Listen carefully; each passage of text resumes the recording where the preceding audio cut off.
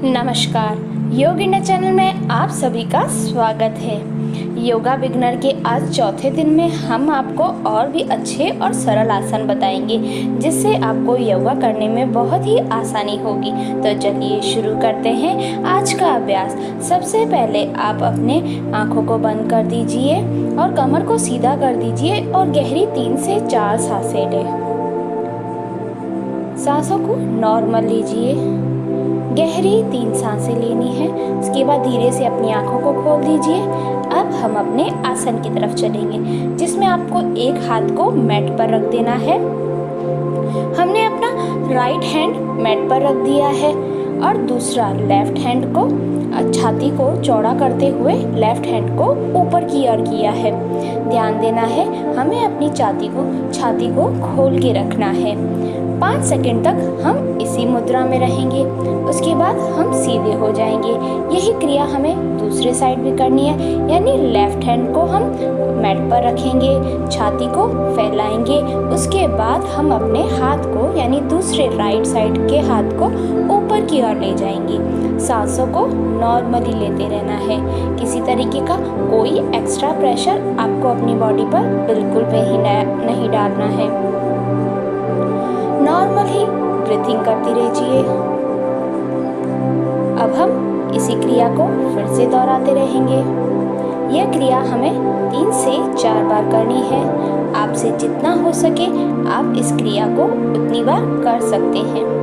बस ध्यान एक ही चीज़ का देना है कि हमें अपनी छाती को खोल के रखना है, यानी कि हमारी छाती फैली भी होनी चाहिए, सिकुड़ी भी बिल्कुल भी नहीं होनी चाहिए। अब हम अपनी अगली क्रिया की तरफ चलते हैं जिसमें हमें अपने लेफ्ट हैंड को राइट घुटने पर रख देना है और राइट हैंड को पीछे की तरफ, और हमारी दृष्टि या तो सामने की तरफ होनी चाहिए या फिर पीछे की तरफ। आप अपने कंफर्टेबल के हिसाब से इन 2 दिशाओं में अपने सर को रख सकते हैं या अपने फेस को उसके अकॉर्डिंग कर सकते हैं। 5 सेकंड तक अपने शरीर को होल्ड करने के बाद हम अब ये क्रिया अपने दूसरे साइड करेंगे, यानी हमारा राइट हैंड लेफ्ट घुटने पर रखेंगे और हमारा लेफ्ट हाथ पीछे की तरफ जाएगा, हमारी दृष्टि पीछे की तरफ। इस क्रिया को करने के बाद अब हम अपनी अगली क्रिया की तरफ चलते हैं जिसमें हमें मैट पर टेबल टॉप की पोजीशन में बैठ जाना है। दोनों घुटनों में हमें एक हाथ का गैप रखना है। कोहनी से लेकर हाथ की अंगुलियों तक का गैप होना चाहिए हमारे दोनों पैरों के बीच में।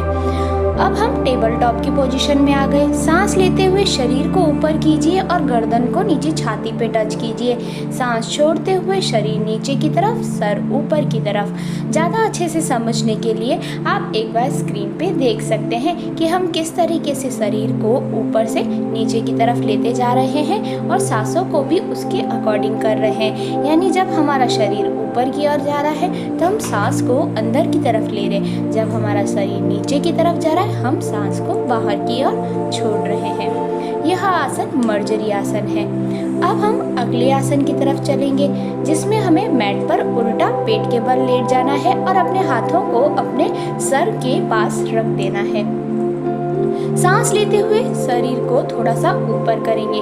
कोहनी से लेकर हमारे हाथ की अंगुली का हिस्सा मैट पर ही रहेगा।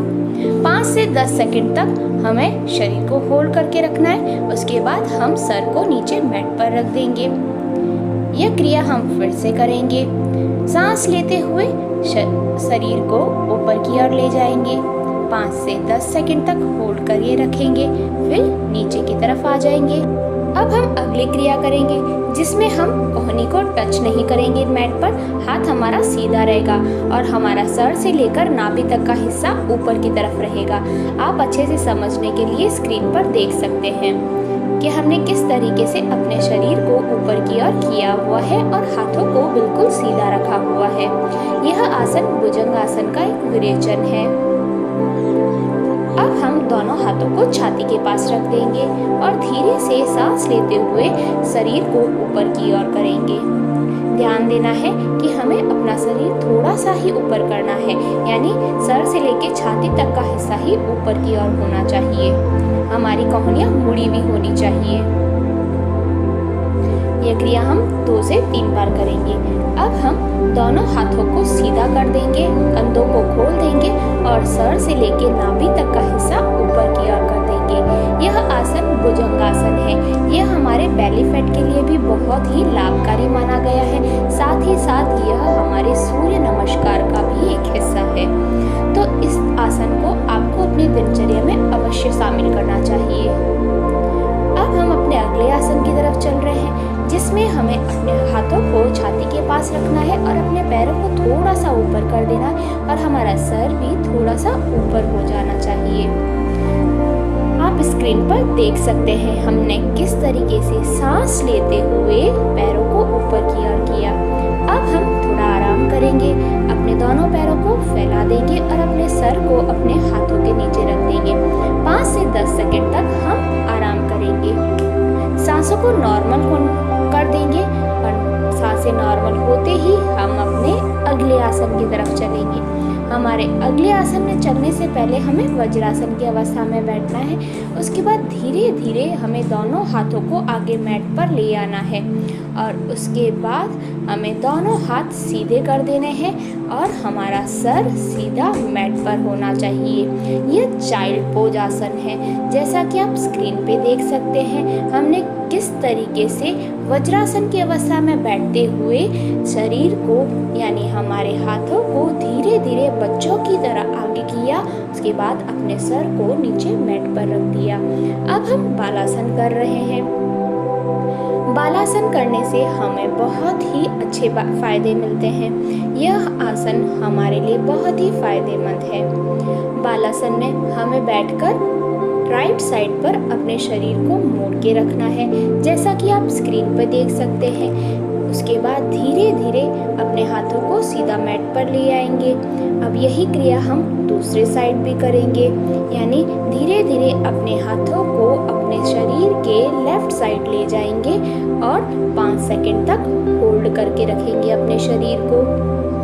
फिर धीरे धीरे हम दोनों हाथों को नीचे मैट पर सीधा ले आएंगे।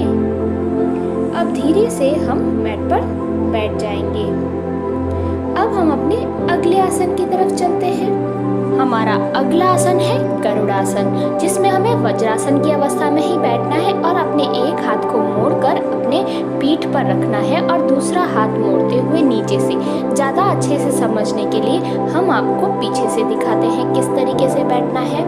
वज्रासन में बैठते हुए अपने एक हाथ को पीठ पर रखिए और दूसरे हाथ को पीछे से मुड़ाते हुए नीचे की तरफ से जाके अपने ऊपर वाले हाथ को टच करना है। ज़्यादा अच्छे से समझने के लिए आप स्क्रीन पर देख सकते हैं हमने किस तरीके से दोनों हाथों को जोड़ने की कोशिश की है। पर जितना हो सके आपको उतना ही अपनी बॉडी पर प्रेशर डालना है। अब यह क्रिया अपने दूसरे हाथ पे ही करेंगे। जो हाथ हमने नीचे किया था अब वही हाथ हम ऊपर की दिशा में से लाके पीठ पर रखेंगे और जो हाथ हमारा ऊपर की ओर था वही हाथ हमारा पीछे से मोड़कर नीचे की तरफ अपने दूसरे हाथ को टच करने की कोशिश करेंगे। अब हम अपने अगले आसन की तरफ चलते हैं। अगले आसन में चलने से पहले हमें मैट पर सीधे लेट जाना है। मैट पर सीधे लेट जाइए। हमारा अगला आसन है पवन मुक्तासन। पवन मुक्तासन हमारे पेट के लिए बड़ा ही रामबाण आसन माना गया है। तो हम इसमें सबसे पहले दोनों घुटनों को मोड़कर अपने छाती के पास ले आएंगे अपने हाथों की सहायता से। दोनों हाथों को जोड़कर अपने घुटने को दबाते हुए छाती के पास ले आएंगे। 5 से 10 सेकंड तक इसी अवस्था में रहेंगे। उसके बाद अपने घुटनों को मोड़ते हुए नीचे मैट पर ले आएंगे। हमारे घुटने मैट पर राइट साइड पर रखे जाएंगे और हमारी गर्दन लेफ्ट साइड में होगी। जैसा कि आप स्क्रीन पे देख सकते हैं उसी तरीके से फिर से हम पवन मुक्तासन की पोजीशन में आ जाएंगे। 5 सेकंड होल्ड करने के बाद हम अपने घुटने को लेफ्ट साइड में ले जाएंगे और अपना सर राइट साइड में होना चाहिए। इससे हमारे बॉडी में बहुत ही अच्छा स्ट्रेस महसूस होगा जो हमारी बॉडी को फ्लेक्सिबल बनाएगा।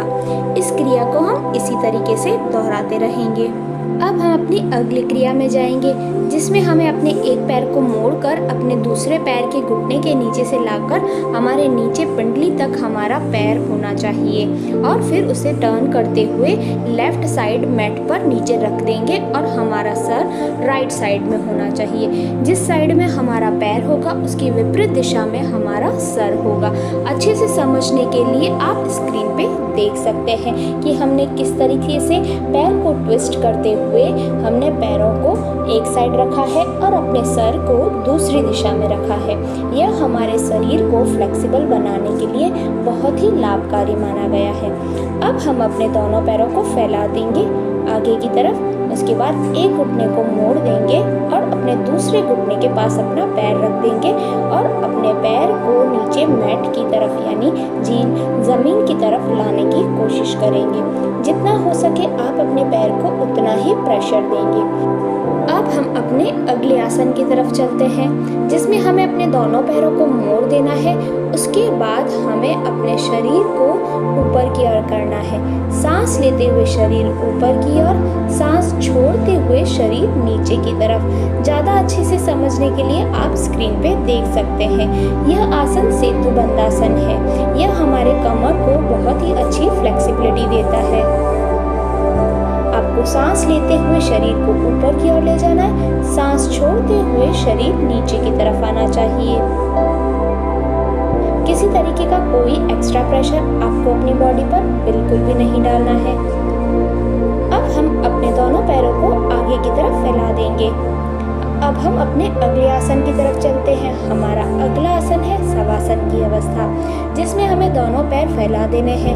अपनी हाथ की हथेलियों को फैलाते हुए हमारी हथेलियां आकाश की ओर होनी चाहिए। सांसों को नॉर्मल कर देंगे। उसके बाद यह आसन हमें 5 मिनट तक करना है। उसके बाद हम अपने पैरों को मोड़ते हुए एक साइड अपने शरीर को कर देंगे और हमारा एक हाथ हमारे सर के नीचे होगा। उसके बाद हम सुखासन की अवस्था में आ जाएंगे और अपने दोनों हाथों की हथेलियों को रगड़ेंगे और अपनी आंखों और अपने शरीर को टच करेंगे। अब हम चैनल को सब्सक्राइब कर देंगे, बेल आइकन दबाएंगे, कमेंट और लाइक करना बिल्कुल भी नहीं भूलेंगे। धन्यवाद।